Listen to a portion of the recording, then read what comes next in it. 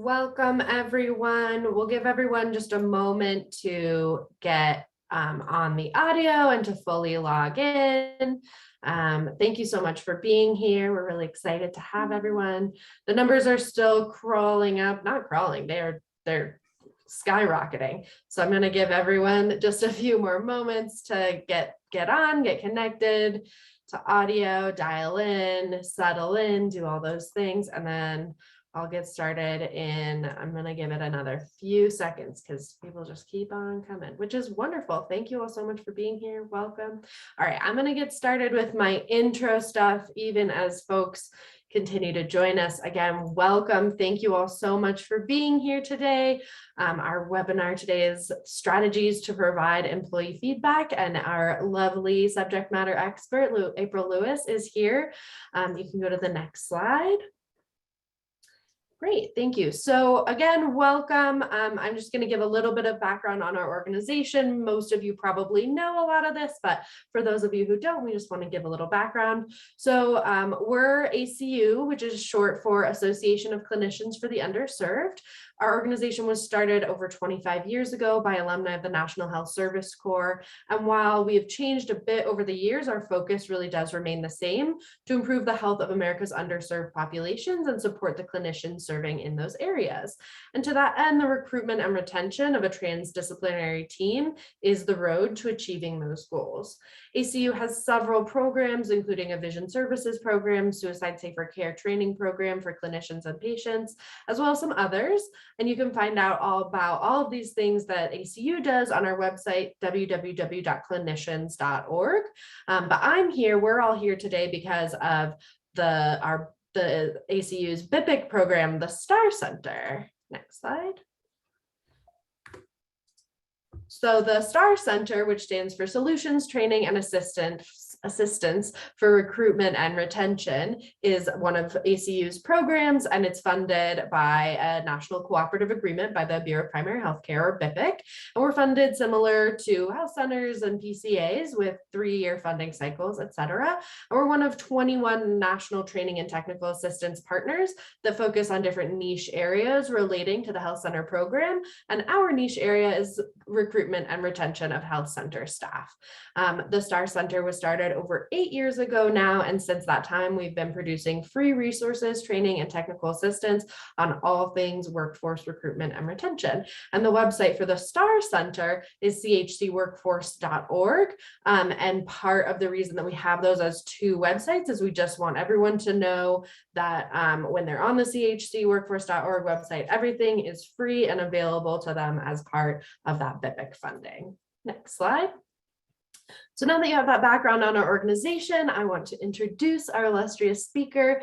April Lewis empowers individuals to be the highest versions of themselves so that they can be healthy, happy, and high performers. She's the CEO of the A. Lewis Academy Incorporated, a workforce development coaching and consulting firm. She has an extensive healthcare work background and takes an inside-out approach to personal, professional, and organizational transformation. She excelled in various roles in operations, training, and technical assistance for community health centers and primary care associations before ending her tenure at the National Association of Community Health Centers. April now serves as a keynote speaker, executive coach, and trainer for Fortune 500 companies, healthcare organizations, and educational institutions across the nation. So April, thank you so much for being here, and I'll pass it over to you. Bless you, Helen. Thank you so much.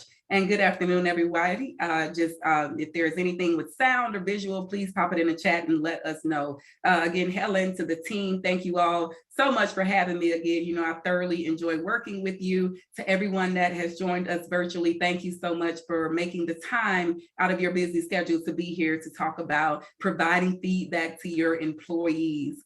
You saw the marketing of the events. I won't go through and read the objectives for today, but what I want for you to have when you leave this session is tools and strategies so you can deliver productive feedback to your employees in a confident confident way and where it's constructive, constructing the meeting, and also constructing just how you tailor the message to your employees. And then how can you carry this on and cultivate the practice of giving consistent feedback? We do not want anyone to be a one-hit wonder as it relates to giving feedback, although we know you give feedback day in and day out, but want to make it easier for you as best we can to keep it going and continuously give feedback.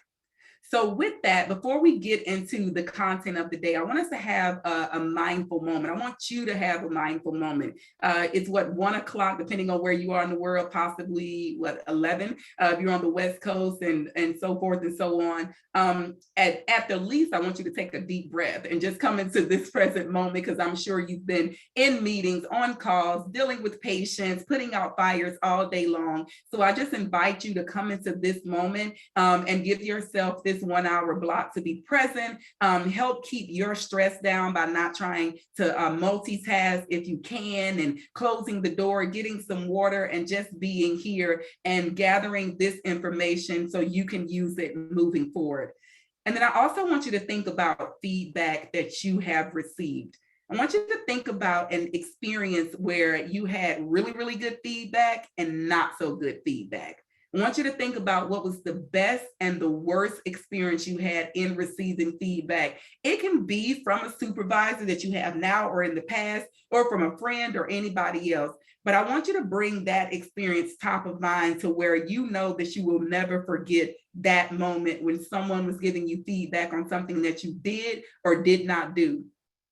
And then I want you to think about what exactly impacted that feedback and how impacted how you felt about that feedback. For you to remember it today at this moment, what was it? Was it the actual feedback? Was it the words that were said, the situation that took place?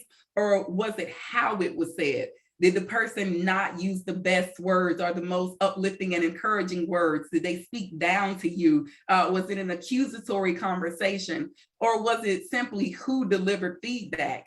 Was it someone that you just did not want to receive feedback from, or you don't have a connection with that person to where they provided you feedback? I want you to think about that and keep that experience, the best one and the worst one, in your mind as we go throughout the day and go throughout this session, rather, especially the worst one.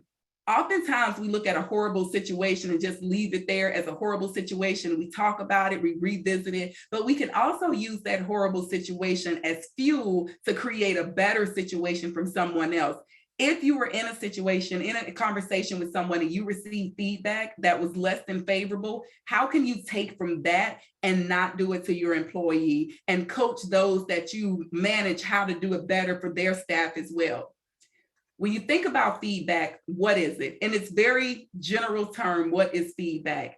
It's information or reaction to a product or a person's performance. The performance is the key. We are giving feedback in a professional setting based on someone's performance. The purpose of feedback is to provide, is to improve a situation, improve the performance.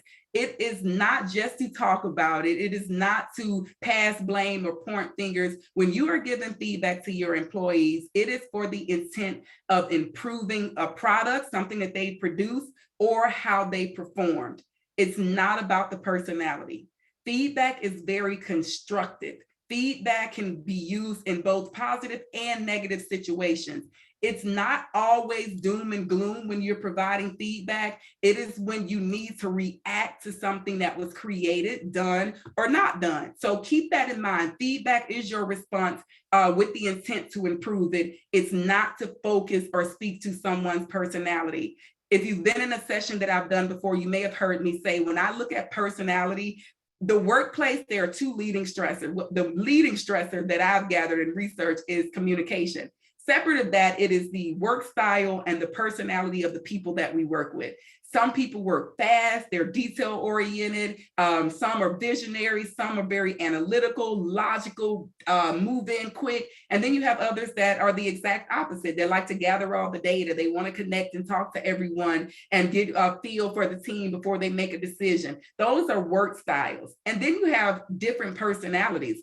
For every person that you come in contact with throughout the day, they are an individual. So they have their separate, what I call personal reality, which makes our personality. It's how we're wired. It's how we move. It's how we communicate and why we communicate like we do, down to our dress, the way we set up our workstations, the way we sign off on emails. All of that makes your personal reality. It makes your personality. So knowing that we have all these varying differences in each person that you work with, we can't judge anyone based on their personality because we're all different. Everyone is different. Everyone's wired different, communicate, engage, talk differently based on their personality. So when you're giving this feedback to your employees, it's not about their personality. We want to speak to the situation. We want to give feedback on something that they produce or their performance. So why is it important? Well, because you may need to react to something that was produced. If you received a report, if you received anything from your team member, any type of product update, anything that they created, you'll want to provide feedback on it so they can know what they did exceptionally well, and then of course create space for improvement. Giving feedback happens when there's a performance review, not necessarily your annual performance review, but reviewing any performance that happened, good or bad, that you deem as the leader is something that needs attention, is something that needs to be addressed. If you have to initiate disciplinary action, you want to give feedback to what led you and your employee to this point.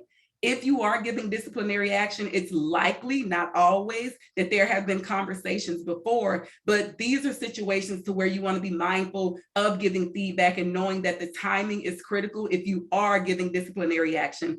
And then if there was any type of grievance, if there was anything that came, a complaint that came from a colleague or from an external stakeholder, or even from a patient, that you need to sit down with your employee and talk to them about it. But what if it's not something that you look forward to?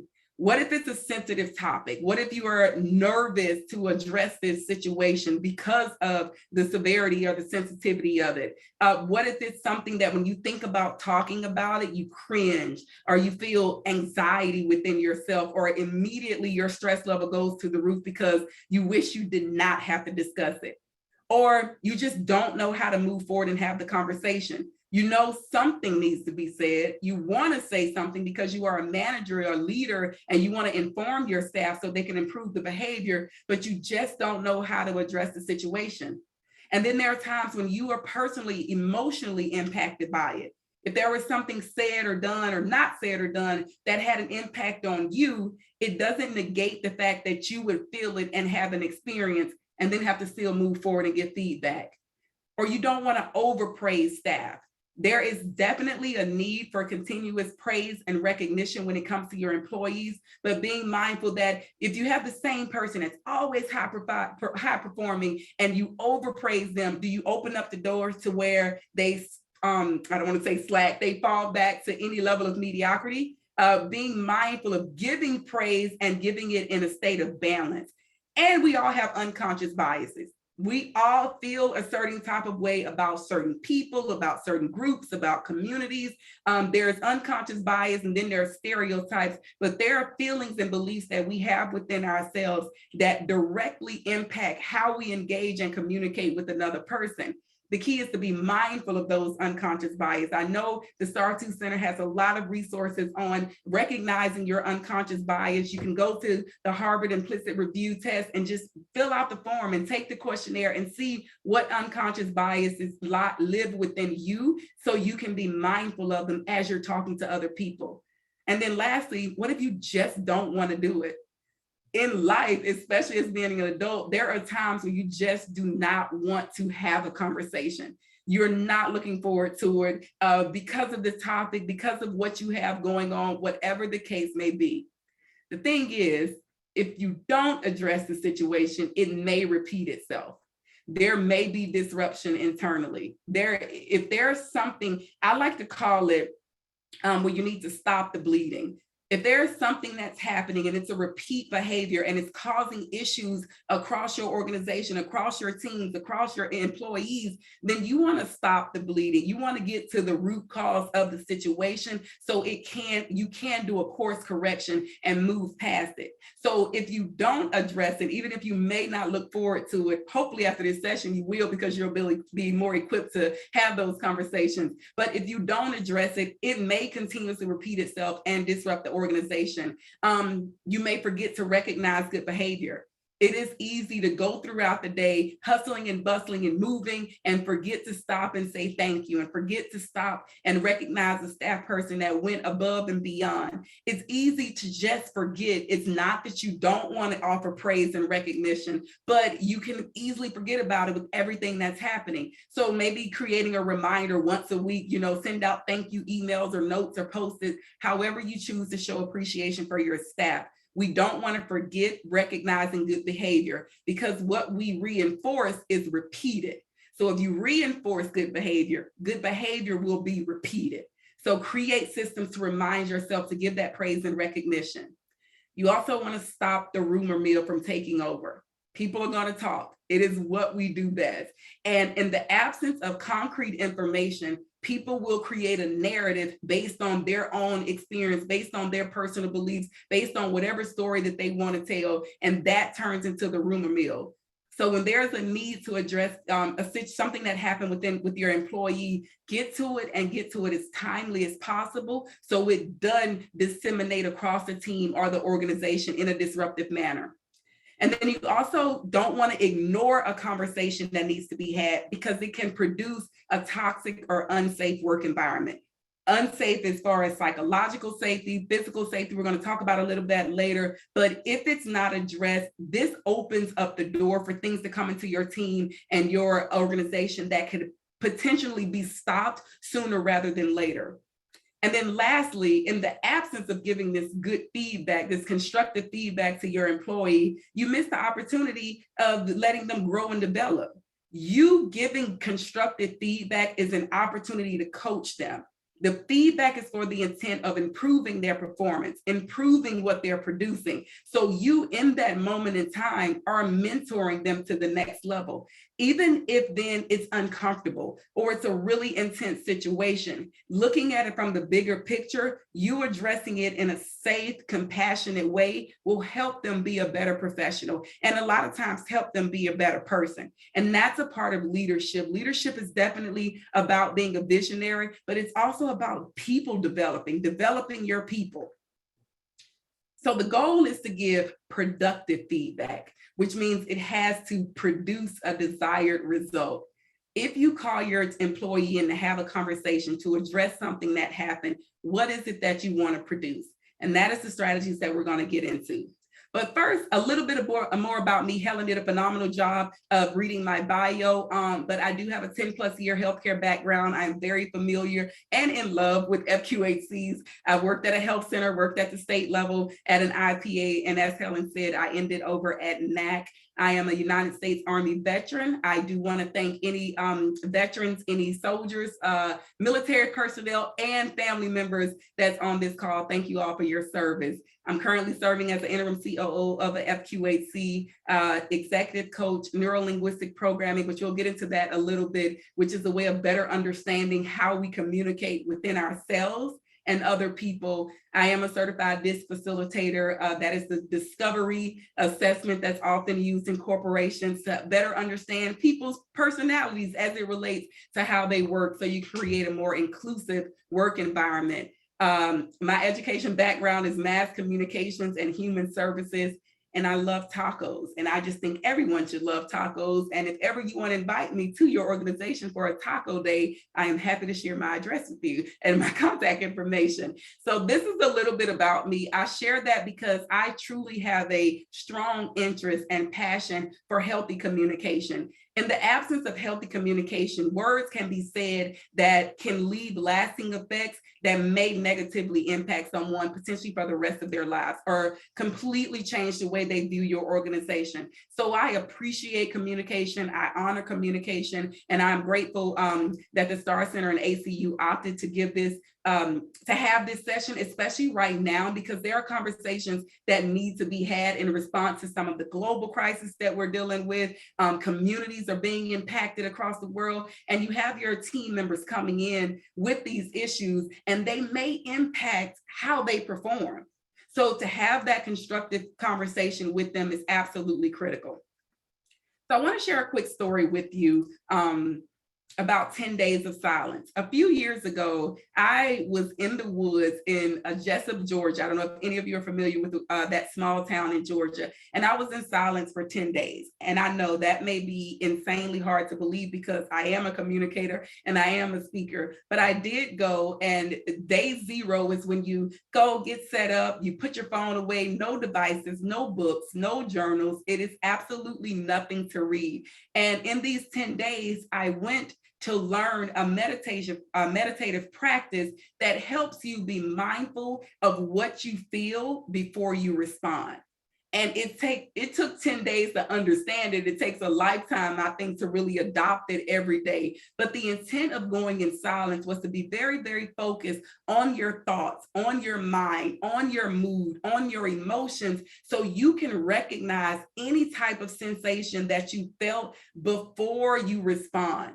So you can respond in a way that's favorable and compassionate and have high emotional intelligence and just kind. I think I'm frozen. Okay. So you want to be mindful of what you feel before you respond. That is what those 10 days taught me. And above all, it taught me about the intention behind the words that we say.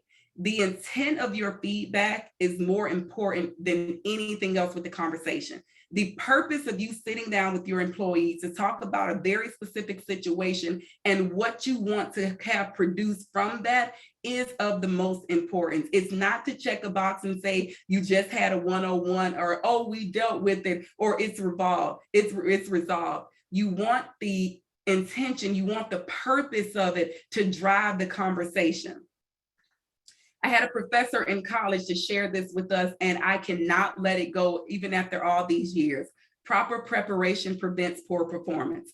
So if you're teeing up to have this conversation, there may be many of you right now that actually have something that you need to talk to your employee about. You're preparing to have a one-on-one soon, and preparing for it is critical. As with anything, what you do on the front end will always make the back end better. So preparing for the conversation is the essence of this session. We want to give you some strategies that you can walk away with to give that employee feedback. Now I want to lay a little bit of a foundation on what's happening when we communicate with another human being. This slide may look busy, but it is actually just one loop. When you look at the front of the face on your screen and you see an external event, something happens outside of you and you receive it, whether you receive it through your eyes, your nose, your ears, you taste, but something from outside comes within.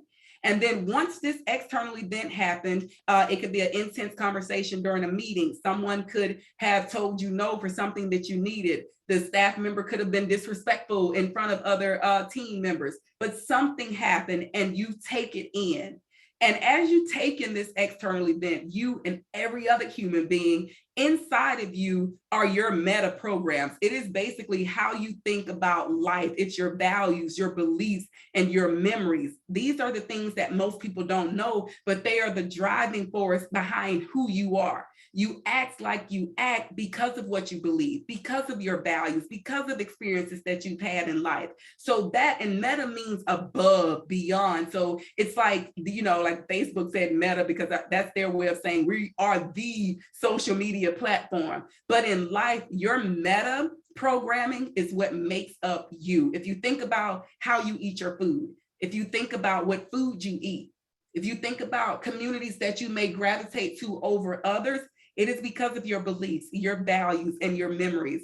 And then with that, when you take in an event, you take in a situation, it's going through filters.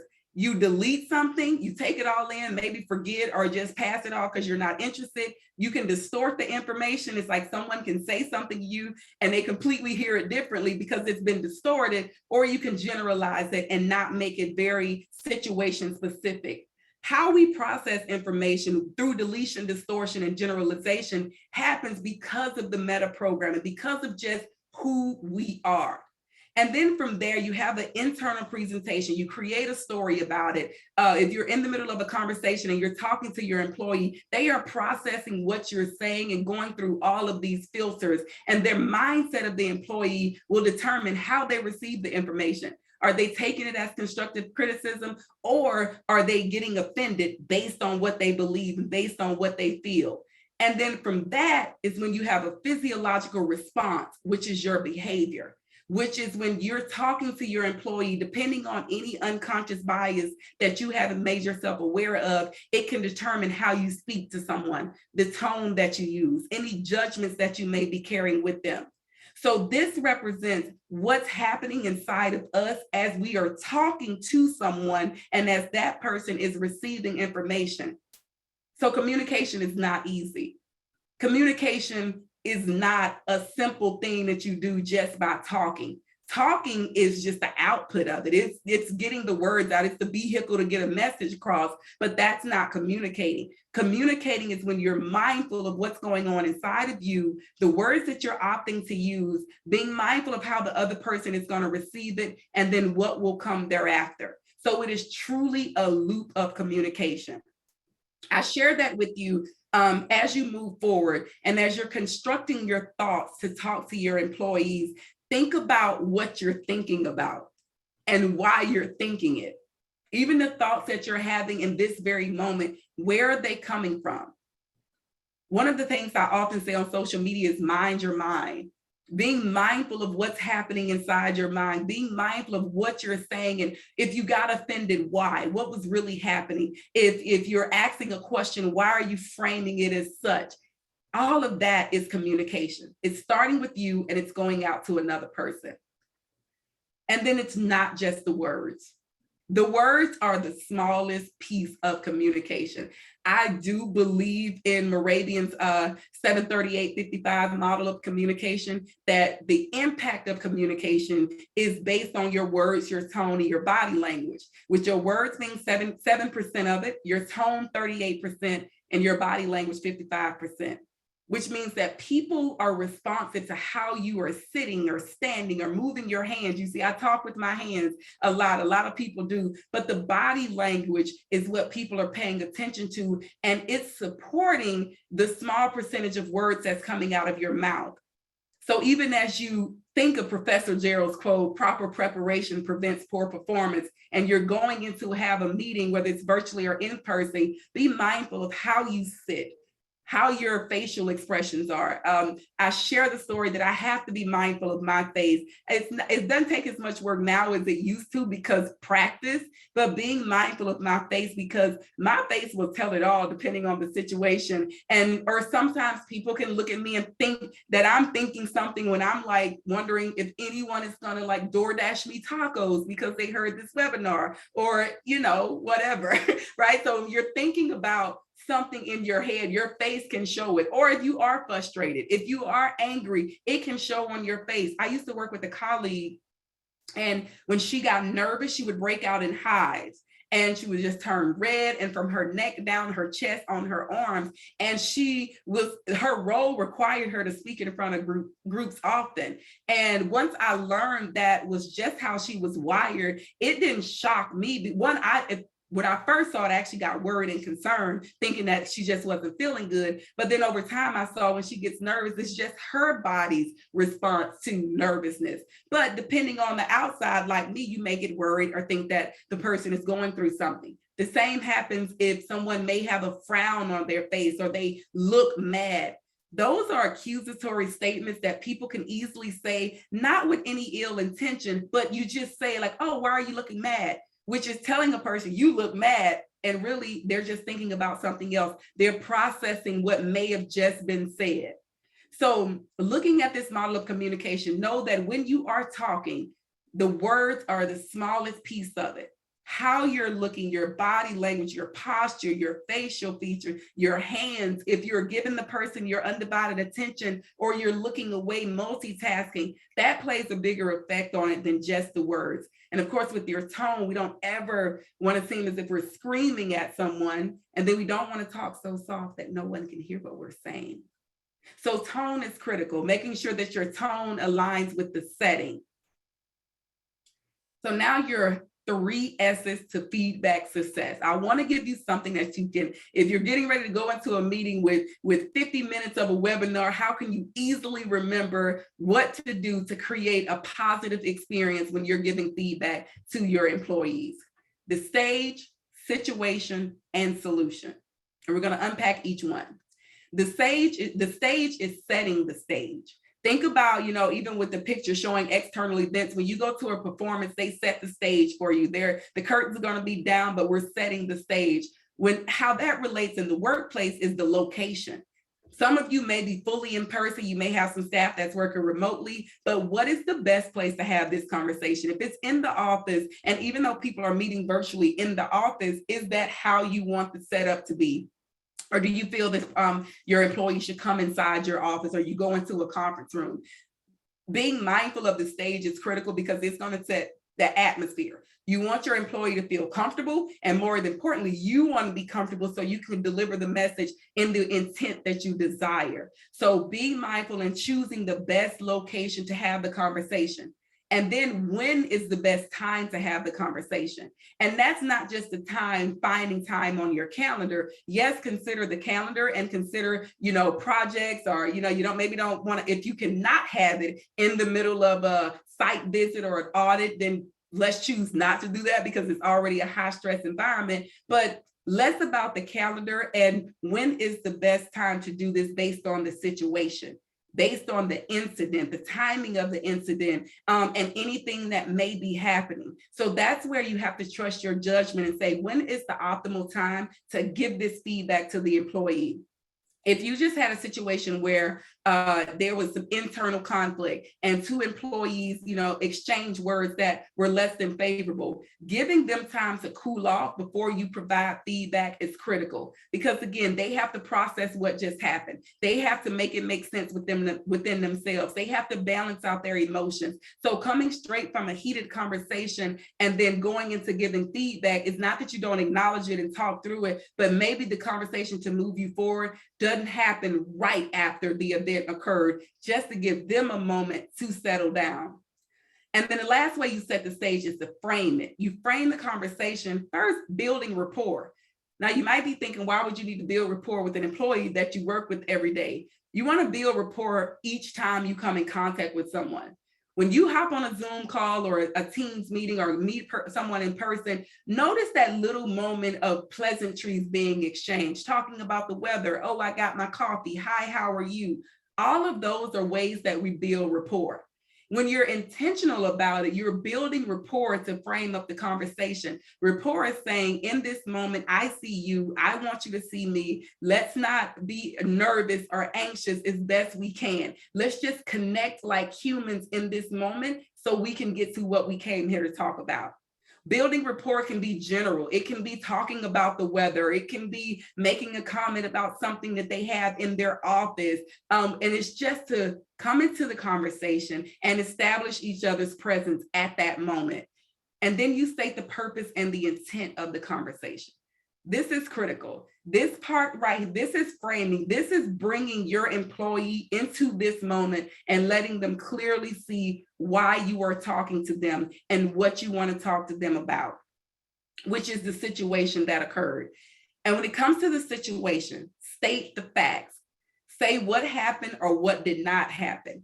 Even if you want to prepare and write bullet points, if there was something where an investigation had taken place and you got the report from both sides or all parties involved, look at it and pull out the facts, because you want to address exactly what happened or what did not happen. And then be objective in it. Don't give advice, remain neutral, and speak to what happened. It's not about theories or your personal beliefs or what you feel should have happened. It's less about that and more about the employee seeing very objectively what happened. Objectivity helps lessen emotional responses. When you use words like feel and shoulda, coulda, woulda, and all of that, it opens up the door for someone to feel they made a horrible mistake or they didn't make the best decision or whatever. They start processing it and internalizing it. But if you keep it objective, if you keep it about the facts and the situation at hand, now they're thinking about what happened. And it's not that you don't operate with emotions. It's just you as the leader are keeping the conversation around the situation. This is the key points. This is what was said. This is what you did or did not do. Very, very objective. And then lastly, the impact. So if you're bringing in an employee to give this feedback and you're talking about something that happened and you've clearly laid out what brought you to this point, what did it do? Did that conflict that took place in the conference room decrease morale? Did it cause another team member to be afraid? Did them forgetting to submit that report stop you from doing the next part of the project? Did it have a negative impact on another colleague? And if you're giving good feedback, even if the impact of it, they completed something exceptionally well, now we're able to do X, Y, Z in the community. You completing this project opened up the door for these dollars to come in. Show them how the loop closed based on the situation. And remember, this feedback is when employees did something good or not so good, positive and negative. So it's the specificity of the facts, what took place, what the purpose of the conversation is, and how that impacted what they did, how it impacted the greater good. Lastly, the solutions. You set the stage. You talk about the situation and how do we move forward? Because that is the purpose of it all. How do we get from here, evoke a change behavior so we can go there? And there is where, if it was a negative situation, we prevent it from happening again. And if it was a good situation, we continue the positive behavior. The desired outcomes that you want is 100% the solution that has to be established before the meeting. That is where that proper preparation will come in. If you know that you're going to meet with your team member, your employee next week, and you know what you want to address is the situation, you got your facts, you've gathered all the data, all the feedback, everything that you need. What do you want to come from the conversation? What is the intent behind it? So being mindful of that and making that top of mind, knowing what your desired outcome, that's what's going to guide the entire conversation, because you know where you're going. It's just like the GPS. I love the analogy. A GPS only needs one thing from you. It needs to know where do you want to go.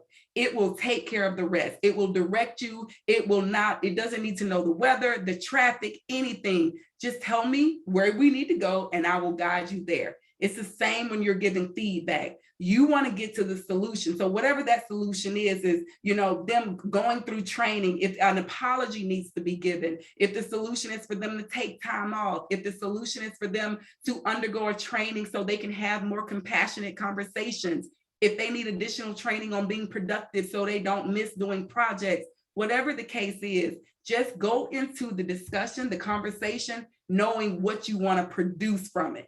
What do you want the output of this conversation to be? And then you listen.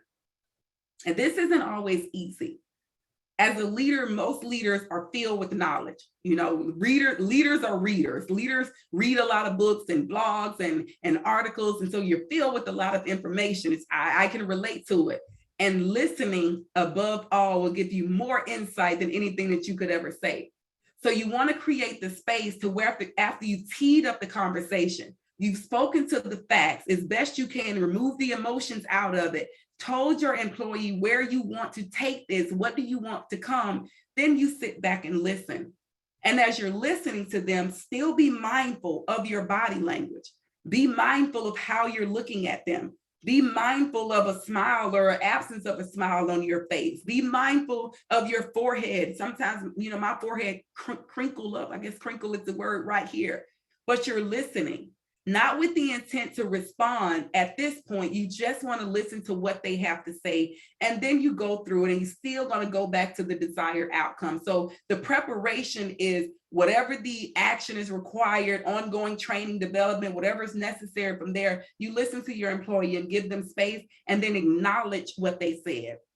Not agree, not give, and the giving of advice is at this point, you are having a dialogue. Giving advice too soon can prematurely seem as if you're picking a side. But now you've heard back and then you can respond to it once you've heard what the employee has to say. And then you want to wrap it up and throw it to the next event. The term throw is used in production. If you watch sitcoms or a series on like Netflix or Hulu, notice when a episode ends, they throw it to the next episode. Either you see a clip or they, give you a cue that this thing is coming. In production, that's called throw. The reason they do that is they're saying, we're closing this right here, but come back. This is what's going to happen next from here. Here's what you can look forward to. In this sense, what are the expectations moving forward? So then you throw it, you say, well, be on the lookout for an invitation to go through this training or receive this action or whatever the case may be. Having this constructive feedback forces you as a leader and a manager to be prepared, because you want to have a full circle conversation. Giving feedback unhealthily is just talking about the problems, rehashing the situation, giving everybody sharing their side of the story and how it impacted them, and then that's where it stops. That's not feedback. That's just drama, and that's just confusion.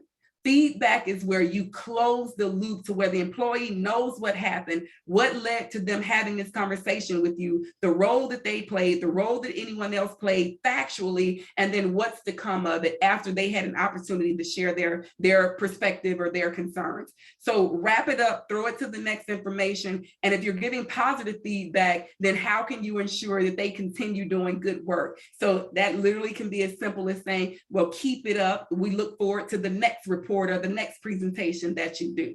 So that's how it comes full circle. So a quick recap: set the stage, state the situation, stick to the facts, and then share the solution. Stage, situation, solution are your 3 S's. Now, as we go around the corner to bring this to a head, and I'll open up I see some things in the chat that I'll get to them as soon as we finish, a few tips to engage in these conversations. Safety is top priority. Your physical safety and your psychological safety. If you feel that you are not prepared and you have done the work to get prepared, but you are not comfortable with having a conversation with your employee to the point where you've gone through everything to the point where you feel that you may say something opposite of what you desire to say, then it's not the time to have that conversation, or maybe you're not the best person to have that conversation. I get called in for mediation all the time. Mediation with high-level executives where conversations need to be had, but they can't do it on their own. They need someone in the middle, someone who doesn't, who's free from picking a side, to help them navigate the conversation and get to a solution. So if safety is a concern, always err on the side of being safe and being protected. And then if the conversation gets heated, if the employee starts to get defensive, or if you find yourself getting caught up in emotions, reschedule. Reschedule if need be. It is okay to reschedule a meeting that is going to protect each person involved. If you feel your emotions rising up, and there are people who get emotional when talking, we're human, you're allowed. But if you do not like the way it's feeling and you don't feel like you're able to be impactful, then let's just reschedule the meeting. And you can say, we're going to find another time to pick this back up here, if that's okay. So taking care of you so you can in turn take care of them is absolutely a tip to engage in this feedback conversation. And then if you feel that you need to bring in a witness, depending on the severity of it, if you want to have someone else have their eyes and ears on it, bring in a witness. If you do that, let the person know that I'm bringing in X to sit in this conversation just for an extra set of eyes and ears. And the witness is there to just do that. Witness, not talk, not chime in, not anything. You may or may not want them to take notes. It's completely up to you in the situation. But that person is there just to see and listen objectively to what's being said across both parties. Refraining from why questions. When you ask someone why, immediately they may go, well, not I want to say immediately, they may go to a defense. Why did you say that to her? Oh, well, versus what was the reason behind you saying that? It's the same question. You want to know why, but you're saying it differently. Why questions can cause a person to shut down. It can cause someone to be defensive and feel like that they, even if they did make a mistake, automatically judge themselves. But if you open it up to a how or a what question, now they have to think about it. They have to actually give you a good answer that supports their behavior. What is the reason? How can I? What do you need? They open up the door to conversation. And giving feedback is really just having a conversation. It's just a very specific conversation being had with a very specific outcome that you want to produce. but it is still a conversation. Don't take anything personally. I know it's easier said than done. Most times you can be offended 3 to 5 times in one day before lunch and not even having had coffee. It happens, but as best you can, don't take things personally, especially when you're dealing with a situation where someone has made a mistake and they may not have taken ownership of that mistake yet, and they could project it on you, or they could deflect from the situation at hand. This is where being a leader does require thick skin. It requires, a little thicker skin, but not to the point to where you're getting abused, not to the point to where you're being disrespected, but just knowing that how someone is responding to you is based on their beliefs, their values, their experiences inside their head that you'll never know about. So as best you can, don't take things personally. And then lastly, lead the conversation to the desired outcome. Leading a conversation is a more formal way of saying, like, keeping everyone focused. So if the employee is at that part where you are listening and you realize that they're going off in a tangent or they're saying the same thing over, lead them to where we're trying to get, because you've stated the solution that you wish to achieve. So lead the conversation that way. When you know where you're going, it is easier to stay on track.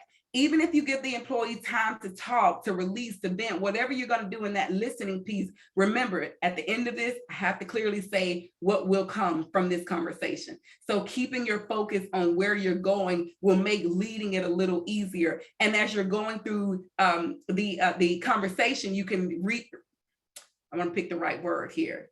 You can continuously remind the employee of why, the intention behind this moment. So as you're talking, as you're listening, as you set the stage and you're sharing what you wish to come of this conversation, you can just remind them, the purpose of this is to help you not do this behavior again, or help us move past this, or show you how to continue this. You're guiding someone through a conversation versus telling them something. It all makes a difference when you're connecting with someone.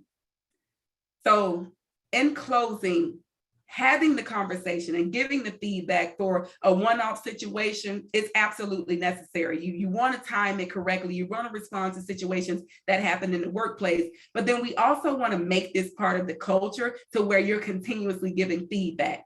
And you can do that by facilitating your recurring one-on-ones. The frequency of it, completely up to you. Every week, bi-weekly, monthly, totally up to you. But the intentionality and the impact of the one-on-one is more important than the frequency of it. So using that one-on-one to empower your employee, being consistent, showing them that you consistently want to hear about what's happening in their world, in their portfolio, in their department. Using the one-on-one to do a compassionate check-in. I know healthcare professionals have mastered this even before COVID, but definitely since COVID, just checking in on people to see how they're doing, how they're coping, and managing everything that they're dealing with. During your one-on-one, addressing and removing blockers. That's the safe space to talk about anything that's stopping your employee from being great. And you can prevent any type of fallout that could come from them not having the resources or collaboration or support that they need. So during the one-on-one, address and remove any blockers, which means they have to tell you. And you can ask in your agenda, is there anything stopping you from achieving success? When you look at your departmental goals, is there anything preventing you from achieving this goal at the set time? The one-on-one is the space to talk and give that feedback continuously. And then, of course, listen and coach your employee. And then lastly, be fair and equitable when giving praise. Excuse me. When you're giving praise, there will always be high performers. There will be average performers, and then there'll be those that may not perform as high as others. You want to be fair and equitable when giving praise. We don't want to praise bad behavior, of course, but we also don't want to create an environment to where people feel that there's favoritism, or there's always one person who's getting spotlighted. Be fair and equitable. When good work is done in the way that you give praise across the board. Creating a space to share success stories. If you have your team meeting, department meeting, open it up, talking about what wins you had, what worked exceptionally well. Did somebody do something out in the community, or again, went above and beyond the call of duty? You want to recognize that, and you want to spotlight that exceptional work, but we don't want to give praise and forget about everyone else because you're hyper focused on the high performers. So fair and equitable praise, being very, very mindful of having consistent conversations with your employees and preparing to give feedback, and you're more than likely to get the result that you want. So with that, I would love for us to connect and continue the conversation. If there is anything that I can do to support you and your team, I am here for you. My contact information is on the screen. You can find me on LinkedIn. I didn't want to put the long thing, but you can April-Lewis get you to my profile. So thank you so much. And I will see what we have in the chat. Helen. Awesome. Thank you so much, April. That was really wonderful content. And a lot of what we're getting in the chat is just that. One other question that came in earlier is, do you have any thoughts or suggestions on how folks can give feedback to their supervisors? So sort of that opposite side. The same way, honestly. It's really scheduling an appointment, making time, and setting the stage, letting them know why you want to talk to them. Just say, I want to give you feedback on a situation that occurred, whenever is a good time for you to listen. When you say whenever is a good time for you to listen, that is your way of saying, I need you to listen. So it's teeing people up, it's getting them ready, and then going through the same process, setting the right time if you can, the location, where do you want to connect, and then talk to the specifics, what happened. And then now when it comes to the solution, that is where most leaders and managers have a solution mindset. So it's less about coming in to complain, more about let's move from here to a better place. And then you'll support that with your facts. You may have heard feedback from staff. You may need to give feedback to your supervisor because of how their words or action impacted you. And the solution could be to simply not do it again. So I recommend following the same model and just, approach it from a very objective lens. That is really the key. When we have conversations and we lead with, well, I think, and I felt, and you shoulda, and that makes it really, really noisy. What happened? Because most times, yes, even, like eyewitnesses, everybody's going to see something differently. But typically we can specifically say, this is what happened. And then, of course, be prepared to stand behind the situation based on your findings or what you observed. So hopefully that helped. Yeah, I think that's great feedback or great advice. And especially, I think this piece about, I really liked the element of the letting them know that you need them to be available to listen and teeing that part up. Obviously, the whole answer was really great, but I think that that's a really important point. I don't see any other questions in the chat, but I want to invite folks to put them in. We do, of course, have questions about the slides and recording. Those will be sent out to all registrants and attendees in a few days through email, and then they'll also be posted on our website. So you're welcome to access those that way in a few days. We're getting a lot of praise. That was awesome. I agree. But yeah, just want to encourage folks to put any other questions. And while you're typing in, part of the slides will also be this list of Star Center resources. Again, we're constantly producing new things, and we just want to make it easy for you to access all the different kinds of resources we have. You can go to the next slide. Move button. Okay. Great. Thank you.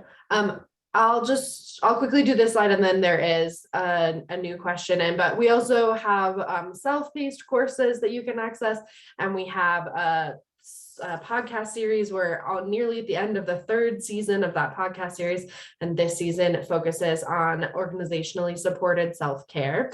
And then April, back to you. We have two new questions. One of them is, how do you respond when the feedback isn't received well?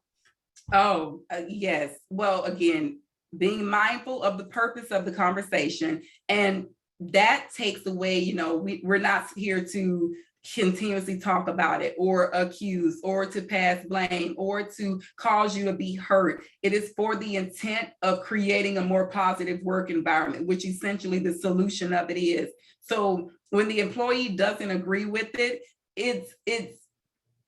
you can unpack that and see and ask them an open-ended question. What about this do you not agree with? See, that's different from, well, why, I don't want to like put energy behind it, but why don't you agree with this versus what about this conversation don't you agree with? What about the situation don't you agree with? What about what I'm saying do you not agree with? And then let the employees say what that is. And then that's where you listen intently and see where the disconnect is. Because if you're stating the facts and you're saying, coming from a very objective place, if they're disagreeing with something, you can pinpoint it and then, you know, first seek to understand and then be understood and help them see where you're coming from. And I'm happy that I said that, because even just saying that statement, from my perspective and where I sit, what I observed, and then now you're taking ownership of it and letting them see why you brought it forward on top of the facts that you provided. So employees won't always agree with the feedback. We as leaders don't always agree with feedback that we receive, but you want to get to the root of the disagreement. What exactly do they not agree with? Because if it's the whole conversation, then maybe you just need to revisit it and have it at another time, because if people are not emotionally prepared to receive feedback, they'll reject it. So hopefully that helps, but just ask them very specifically what about it they don't agree with, and then unpack that based on the specifics that you've already addressed. Yeah, I think that definitely addresses it. And then the next question is kind of along those same lines, but I do think that there's an additional piece of like, okay, if you've done everything you're saying and they're still not agreeing or getting it, how do you end that feedback conversation in a positive way if it's just like not clicking, like you're saying? Oh, that is a really good question. Wrap it up and then let your throw from that say, I want to bring in someone else to talk through this and go deeper. I don't want you to feel, and this is as if you're talking to the employee, I don't want you to feel as if you're not being heard or I don't understand, but I want us to get to a resolve so we can, again, go back to the workplace, so we can have a positive workplace. So you may need to bring in that other person for mediation, just a fresh set of eyes and ears on the situation and talk through it. And then if it's something that's causing disruption that needs any type of disciplinary action, then of course you'd be prepared to do that. But it could just be having a conversation with one of your colleagues to possibly have them hear it from a different person in a different way, and it'll connect. But we don't want to leave, and you don't want to leave a conversation where you're getting feedback to where an employee has not received it in the way that you intended, and they may be demonstrating negative emotions. Acknowledge how they feel, because they are allowed, everyone is allowed to feel whatever they feel. So acknowledge how your employee is feeling, but then move past it. Because we can get caught up in our emotions if we've been hurt, if we feel like we're right. And so as a leader, lead them to a better place, lead them to the next part. And that could just be bringing in that mediator to talk through it, and then find that common ground that you can agree on and move forward. If nothing else, you have the mission of your organization. And link back to the mission, link back to the care that you're providing your patients to say, for this reason, we have to get this in order. We want to get this in order because we don't want to impact the organization. We don't want to impact the employee or patient experience. Thank you so much. Yeah, that makes a lot of sense. So we're going to launch the evaluation now while we have a few more questions, but we just want to make sure that folks have time to fill that out. I see a lot of really positive feedback in the chat, which is wonderful. Thank you all so much. If you could just pop that into the evaluation, we can report that back to our funders, which of course we love. And then there is one more question for you, April. Yes. Do you suggest following up in writing if a performance issue, if there's a performance issue requiring a change? Yes. Here's why. Paper trail, in healthcare and so many social services, if it wasn't written down, it didn't happen. When you're writing it, writing forces you to think through it. So you'll gather your thoughts, and then you have documentation showing where you threw the conversation, what was the next step. Now, I do feel that having a conversation, if there is, it requires a change, is not in the conversation, well, I'll follow up an email and throw it. Don't just throw it to email, like totally talk through it and then follow up via email. Acknowledge, thank you for showing up. Thank you for being open and honest and receptive. Thank you for listening. Even if they didn't agree, they still listen. Give them, that's rapport building via email. Thank them for the situation and then go into what needs to happen next. And so now you got that documentation that you did your part. And as you're writing, when you write the email, of course, make sure that you're in the best place emotionally to write the email. So you type what you're thinking and with the intent that you desire, and then type it, step away for a second, come back, and then make it use fewer words. Because in situations like this, you want to be clear, direct, and concise. So say what you want to say and then go in and say it sharper.